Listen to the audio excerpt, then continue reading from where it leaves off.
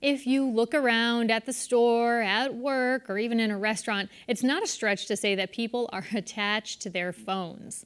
But addiction to video games and the internet is a real problem for many. Carolee McGrath sat down with Dr. David Greenfield, the founder of the Center for Internet and Technology Addiction and assistant clinical professor of psychiatry at UConn, to learn more about virtual addiction and a new retreat center he's proposing in Franklin County. Well, my background is in addiction medicine, so I've been working in the addiction field for over 30 years, and a little over 20 years ago, I wrote a book called Virtual Addiction, which talked about the coming trend of being addicted to internet and technology, including, of course, video games. And video games are clearly one of the most addictive forms of content that we get through the internet or through the internet platform. But the internet medium itself can be addictive for a variety of reasons, not the least of which it operates like a slot machine, which is every time you go online, doesn't matter what you're doing, whether it's a game or looking for an email or shopping on Amazon, you don't know what you're going to get, when you're going to get it, and how good it's going to be. And that compels the brain to keep looking, because every time you find something that's pleasurable or desirable or interesting, you get a little squirt of dopamine in the brain, which is a pleasure chemical. And it's in the limbic system of the brain, a very old part of the brain. And that pleasure evokes us to keep trying over and over and over again. So that's the addiction part, because a That's lot right. of people have kind of poo-pooed that idea, like, oh, it would be impossible, to be be addicted addicted to a a behavior. video game, to a behavior. Right. So in the field of addiction medicine, we have two sort of areas. One is addiction to substances, which would include drugs and alcohol, of course, which everybody knows about. You might even include food in that as well. And then we have what's called process or behavioral addictions, which would include things like gambling, sex, internet, video games, things like that.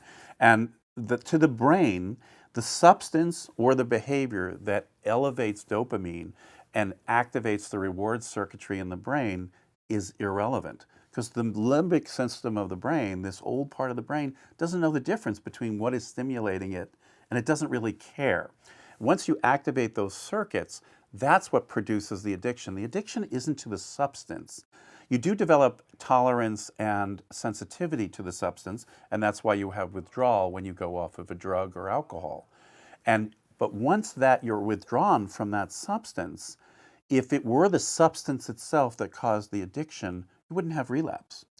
Relapse is about those circuits in the brain that are activated, those reward circuits. So addiction is a complex set of circumstances that are neurobiological and behavioral. So you explained, how the brain, gets that high. Addiction is not the consumption of the substance compulsively or the enactment of the behavior compulsively. What addiction is a complex set of circumstances neurobiologically and behaviorally that create a compulsive pattern of use of a drug or a behavior like video games or the internet, to a point where it creates problematic circumstances in a person's life, and that they do it to an extent that it hurts them and that it's harmful. That's a complex set of circuits in the brain, in the reward center of the brain. It's not related to the drug itself or to the behavior itself. So when people say, how do you get addicted to a video game? You're really getting addicted to the secondary effects of elevated dopamine from the game. And the same for drugs. It's not yes, the drug will intoxicate you, but what gets you addicted to the drug is not the physiological dependence, it's the psychological dependence and elevation of dopamine in that reward system of the brain. So really, to the brain, as I said earlier, to the brain, it doesn't matter what the intoxicating substance is, whether it's a drug or alcohol or video games or the internet or gambling. The brain doesn't really know the difference. It just knows it feels good. Okay, so are there certain games that are more addictive in your practice that you've seen? No, I mean, there are, the more stimulating the game is, and the games are designed to be addictive. You have to understand that they employ behavioral engineers, they employ game developers, they employ behavioral experts, including psychologists, including people that are very skilled at understanding reward circuitry in the brain. So they know how to make the game. They call it entertaining and compelling. I call it addictive. So they know how to put things in the game to make it compelling. So the more stimulating it is, the more novel and variable it is, and the more changeable, because the brain likes that novelty.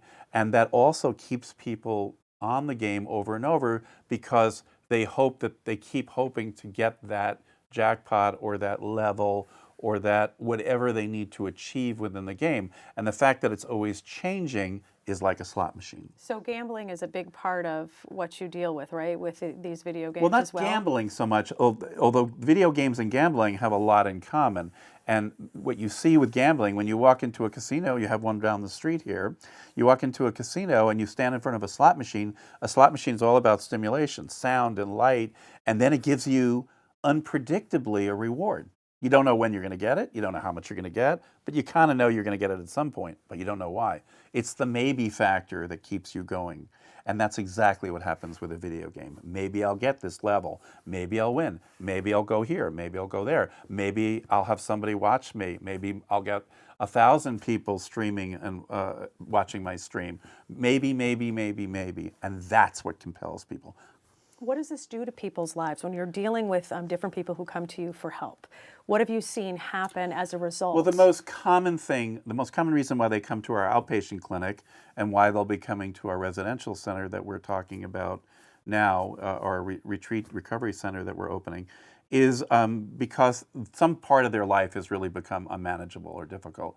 Typically for late adolescent, 17, 18, 19, early 20s, it's some real problem with their academic performance. That's usually where it shows up first. They're not doing their schoolwork, or they're not working, or they're not doing anything. So they basically shut down and the only thing they want to do is play video games. Often their sleep is affected, generally their health is poor, their sedentary behavior goes up, their weight goes up, there may be some health issues as well, but they isolate themselves. So it's not all that different than other substance use disorders, but this is related to their use of the game. And don't forget, when you game, we're not talking about people that game an hour a day or half an hour a day. We're not trying to demonize gaming.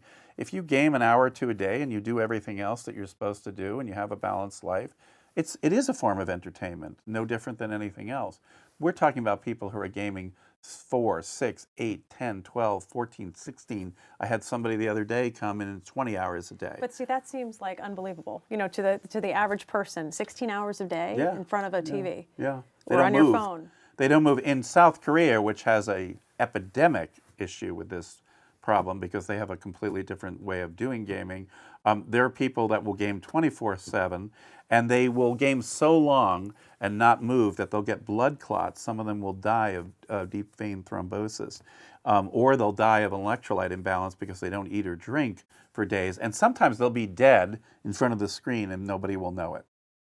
So this is something, obviously, that we're dealing with here. It's an international problem, but you're also going to be opening up a new retreat center, which you had just alluded to, in Franklin County. Tell us about that. Right. So it's going to be in Leiden, Massachusetts. It'll be just north of, we hope, we're waiting for the final approvals. It's not 100%, but our hope is that it'll be opening in late October, assuming that we get approval from the town to do it. And it'll be, initially, we'll probably start with 20 people. And the hope is that we can grow it to about 30 people. It'll be mostly 18, it'll be geared towards 18 and up. So it's starting out as an adult. The hope is eventually that we can manage to set up something for people under 18 as well. How do you encourage families who might say or be embarrassed that, maybe their son has a problem like this? How do you encourage them? Yeah, generally we haven't had that as an issue. I've not seen a lot of the kids embarrassed.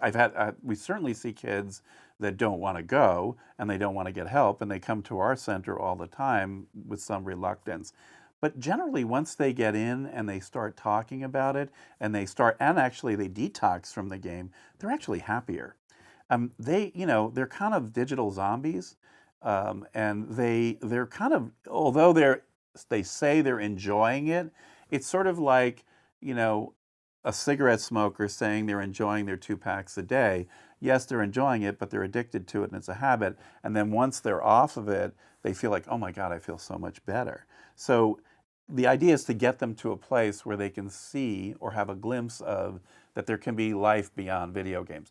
And maybe they can return to the game in a more moderated, sustainable way, and maybe not. Maybe they'll leave gaming and they'll just use. Our goal is to teach them how to use technology and the internet in a more mindful, sustainable way. You can't live without the internet and you can't live without technology. But the idea is to make it so, to help them not abuse it.